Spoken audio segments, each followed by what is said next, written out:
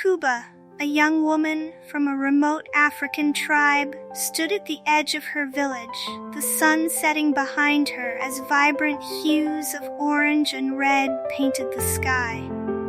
Her dark skin, a testament to her heritage, was marked with pox-like lesions that covered her face and neck, signs of a viral infection that had struck many in her community. The monkeypox outbreak had spread quickly, and despite the village elders' best efforts, no cure had been found.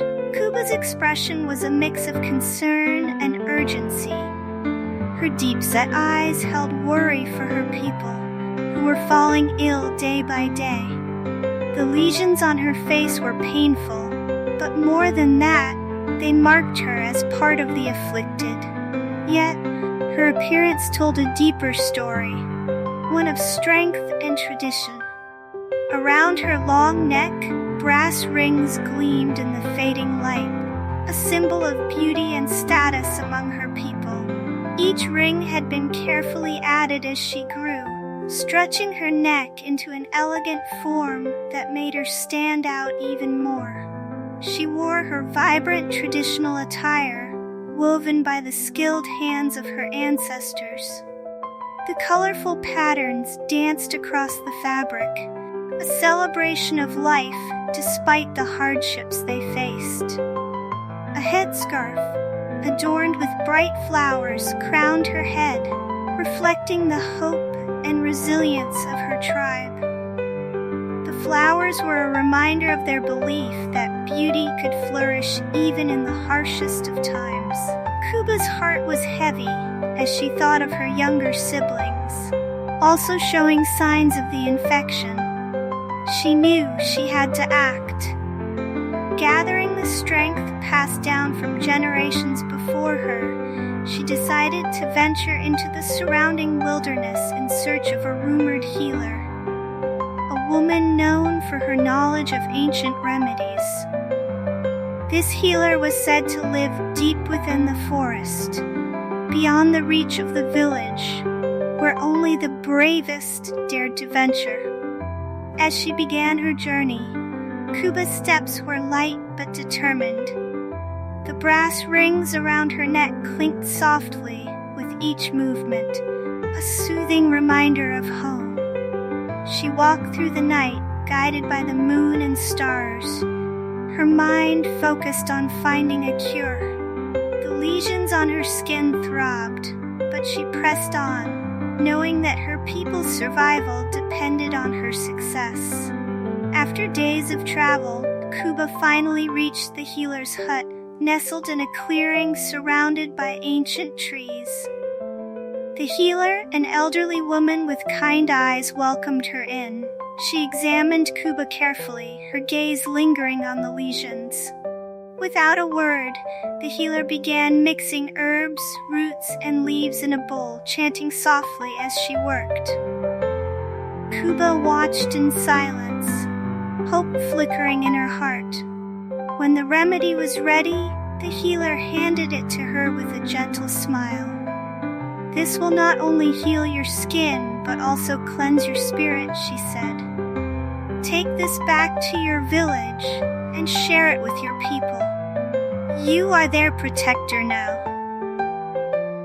Kuba bowed in gratitude, her long neck and brass rings gleaming in the sunlight that filtered through the trees.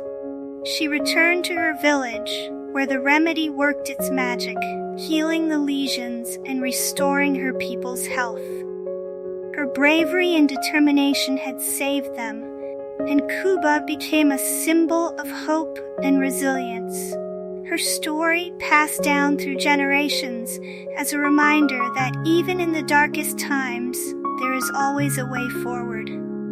Kuba, the protector of her people, had ventured far beyond the boundaries of her village to save her family, her community, and her culture.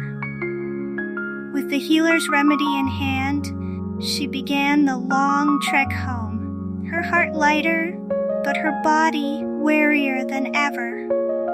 The lesions on her skin throbbed with a renewed intensity as the sun set once more, casting long shadows across the path she followed. But Kuba pressed on, her thoughts focused on the faces of her siblings and the elders who had fallen sick. The night seemed colder and more menacing on her return journey. Strange sounds echoed in the darkness, the cries of distant animals, the rustling of unseen things in the underbrush. But Kuba's determination never wavered. The healer's words echoed in her mind. "You are their protector now." That responsibility weighed heavily on her shoulders, but it also gave her strength. Her brass rings clinked softly with each step, a rhythmic reminder of her connection to her ancestors, of the strength and resilience that had been passed down to her. Days turned into nights, and nights into days, as Kuba made her way back. The remedy she carried was a mixture of herbs and roots, packed tightly into a small, woven pouch, its scent earthy and rich. The healer had instructed her to boil the mixture and have each villager drink it to purify their bodies from within. Kuba knew that time was of the essence. More villagers had likely fallen ill since she had left, and every moment mattered. When she finally arrived at the village, her legs trembling from exhaustion, she was met by her mother, who rushed forward to embrace her. Her mother's face was also marked with lesions, and tears of relief filled her eyes as she saw the small pouch in Kuba's hands.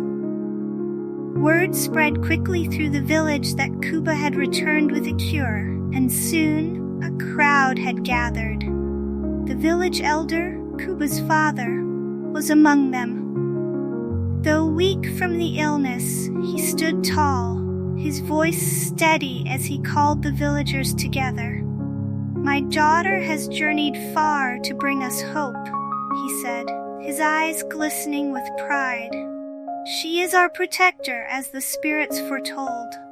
Under the elder's direction, the villagers gathered around the central fire, and Kuba began preparing the remedy as the healer had instructed.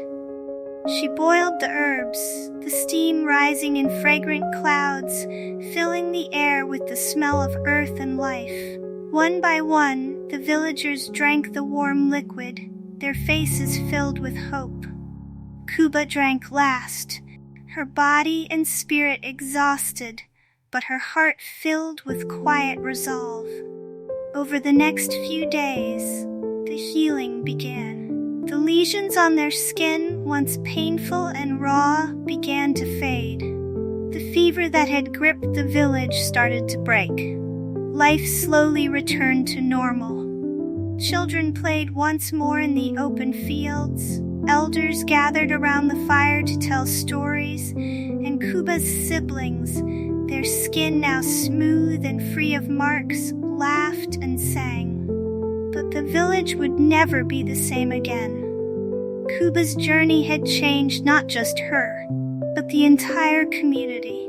She had proven that the strength of their ancestors lived on within them, that tradition and modernity could coexist, and that the spirit of their people was unbreakable. Kuba became a symbol of hope, not only because she had brought back a cure, but because she had shown that fear could be overcome by courage and love. In the years that followed, Kuba took on a new role in the village. She became a leader, a healer in her own right, learning the ancient ways of medicine and the stories of the land. The brass rings around her neck continued to glisten in the sunlight, but now they held new meaning. They were no longer just a symbol of beauty and status, but a reminder of her journey, a journey that had saved her people and strengthened the bonds of her community. And so the legend of Kuba lived on. Her story was told by the fireside, passed down from generation to generation, a tale of bravery, resilience, and the unbreakable spirit of the people. Even as the world outside their village changed, Kuba's people never forgot the lessons she had taught them, that even in the darkest of times, there is always hope, and there is always a way forward.